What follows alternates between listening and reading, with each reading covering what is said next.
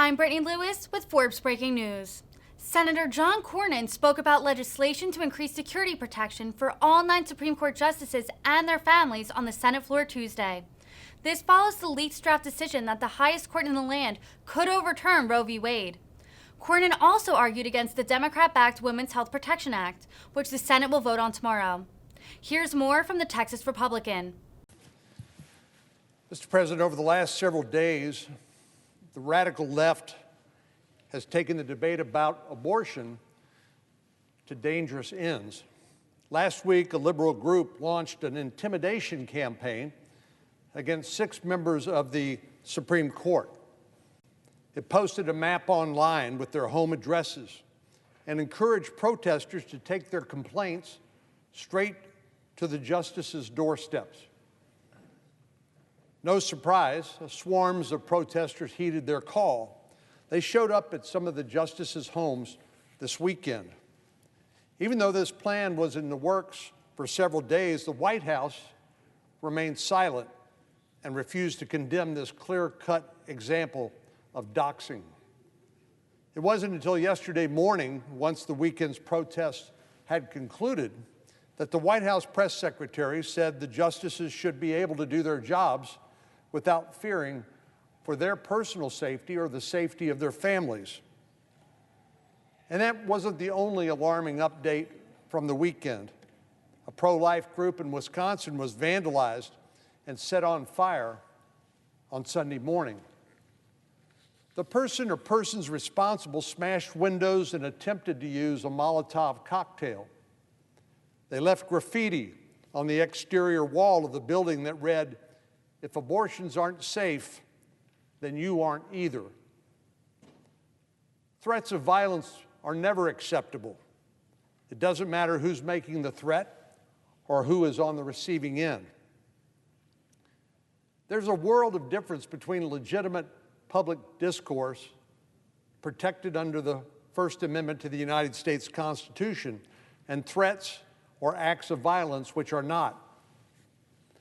Every single person in this chamber, especially our Democratic colleagues, should affirm that any demonstrations about this heated issue cannot threaten the safety of anyone, Supreme Court justices, pro-life advocates, or otherwise. This past weekend's events have highlighted the need to better protect the justices and their families. They deserve the protection that, at this moment, the Supreme Court police are not able to provide. Last week, Senator Coons, the senator from Delaware, and I introduced a bill to increase protection for all 9 justices and their families. This basically would be the same sort of authorities given to the Capitol Police in protecting members of Congress. The events of this weekend have underscored just how important this is. This legislation was at the request of the Chief Justice, who wants to ensure that members of the court and their families have the security and protection they need, especially at this tense time when justices are facing enhanced threats.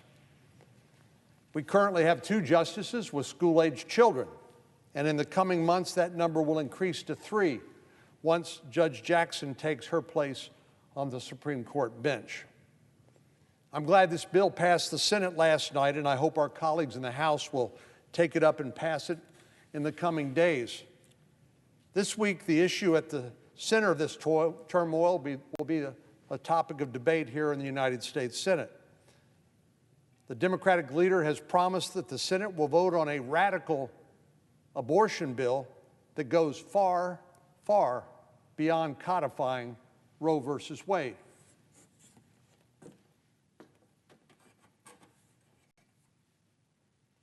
This radical pro-abortion bill that Senator Schumer has set for a vote on tomorrow allows for abortions at any point during a woman's pregnancy, up until the time of delivery. It does this by prohibiting states from protecting an unborn child's right to life as long as one healthcare provider signs off that a pregnancy would pose a risk to the woman's physical or mental health. It isn't hard to see that this is a blank check for abortion providers like Emmett Gosnell. You may remember that Dr. Gosnell was a physician in Philadelphia, Pennsylvania, who ran something called the Women's Medical Society Clinic, but which was dubbed a house of horrors during his subsequent trial. He was also a prolific prescriber of OxyContin. But in 2011, Dr. Gosnell and his wife, Pearl, and 8 employees were charged with a total of 32 felonies and 227 misdemeanors in connection with the deaths, illegal medical services, and regulatory violations at his abortion clinic. Pearl and the 8 employees pleaded guilty to various charges in 2011, while Dr. Gosnell pleaded not guilty and sought a jury trial. After that trial, Dr. Gosnell was convicted of first-degree murder in the deaths of 3 infants and involuntary manslaughter in the deaths of Karnamaya Mongar, an adult patient at the clinic following an abortion procedure. Gosnell was also convicted of 21 felony counts of illegal late-term abortions and 2011 counts of violating Pennsylvania's 24-hour informed consent law. After his conviction, Gosnell waived his right to appeal in exchange for an agreement from prosecutors not to seek the death penalty. He was sentenced to life in prison without parole. Not only does the radical abortion bill that Senator Schumer has teed up a vote on tomorrow usurp the constitutional role reserved to the states,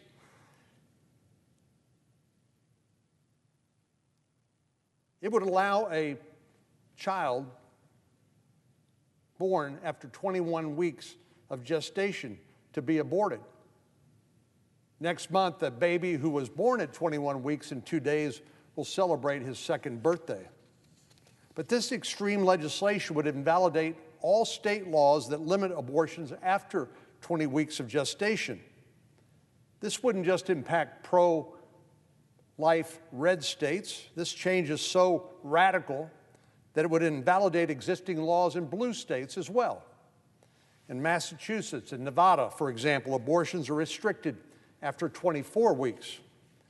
In California, Washington, and Illinois, abortions are restricted after viability. If this legislation were to become law, those laws would be preempted under the Supremacy Clause of the federal Constitution. Now, this sort of radical lurch and knee-jerk reaction to a draft opinion illegally leaked by somebody at the Supreme Court, this reaction is way out of step with the views of most Americans when it comes to the sensitive and emotional issue of abortion. A poll last summer found that 65% of Americans believe abortion should be illegal in the 2nd trimester. Opposition to 3rd trimester abortion is even stronger. An overwhelming 80% of Americans are opposed to late 3rd trimester term abortions. But under this legislation, states would have no power to stop the radical procedure known as partial birth abortions, as long as one provider signed off that the mother's mental health might be affected. What that is not defined and is left to the imagination. But just when you think it's bad, it gets worse. This bill would also invalidate laws that prevent abortion from being used as a method of sex selection. In other words, this legislation allows a parent who's hoping for a son to abort a baby girl. This is a type of practice that sadly became common in China during the era of the one-child policy. It's not something that should happen in America. Not only that, this bill undermines state efforts to protect unborn babies with disabilities, like Down syndrome. Unborn children being killed based solely on gender or disabilities is a devastating problem in other countries, We cannot allow such grotesque practices to become mainstream here in America. America is better than that. This bill that the Majority Leader has teed up a vote on tomorrow would also invalidate conscience laws, which protect health care providers who have deeply held objections to abortion. Conscience laws are extremely common. 46 states allow individual health care providers to refuse to provide abortion services.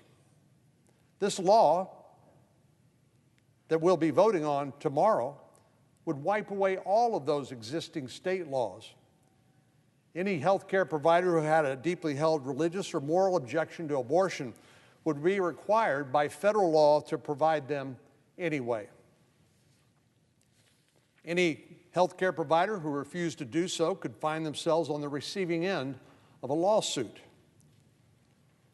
This radical pro-abortion legislation removes a range of common sense protections that exist in states across the country. It does away with state laws that limit the performance of abortions to licensed physicians, meaning non-physicians could perform and prescribe abortions. And it provides no protection for babies who survive a botched abortion. It invalidates informed consent laws, which require health care providers to share information about the baby with the mother, such as whether the child is capable of feeling pain. And it gives the Attorney General of the United States sweeping authority to block state laws protecting the right to life. This legislation would overturn existing laws and allow abortions on a scale our country has never seen before. It's a sad commentary that the conscience of America, on the conscience of America, when all but a handful of our Democratic colleagues are fighting to implement these radical policies. As it stands today, the United States is only one of a handful of countries that allows elective abortions after 20 weeks. Other countries on that list of 7 include the People's Republic of China, ruled by the Chinese Communist Party, and North Korea. This should be a massive red flag for our colleagues across the aisle that our compassion for the unborn ranks right up there with the People's Republic of China and North Korea. But unfortunately, they don't see the inherent humanity of these lost, innocent lives. The extent to which the Democratic Party continues to embrace such radical policies never ceases to amaze me. As shocking as this legislation is, it's not entirely new. It already failed to pass the Senate once this year. It couldn't even earn the support of all 50 Democratic senators. It failed on a 46-48 line vote. Democrats haven't made any changes that will move the needle in their direction in this bill that we'll vote on tomorrow. I simply do not agree that the American people want abortion laws in our country that put us on par with the Chinese Communist Party and North Korea, 2 of the world's most aggressive human rights abusers. America cannot be its best if we do not value the lives of our most vulnerable. I believe babies, fellow human beings with heartbeats, fingerprints, just like the rest of us, deserve to have protection under the law, under state laws that would, if in the event Roe were overturned, be the ultimate arbiter of what the laws would be in those individual states. The Declaration of Independence itself guarantees the right to life, liberty, and the pursuit of happiness. And I believe that right to life extends to the unborn, just as it does to every other American.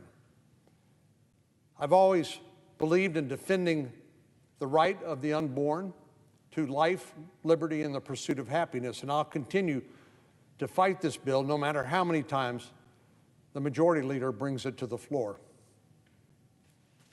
Mr. President, I yield the floor.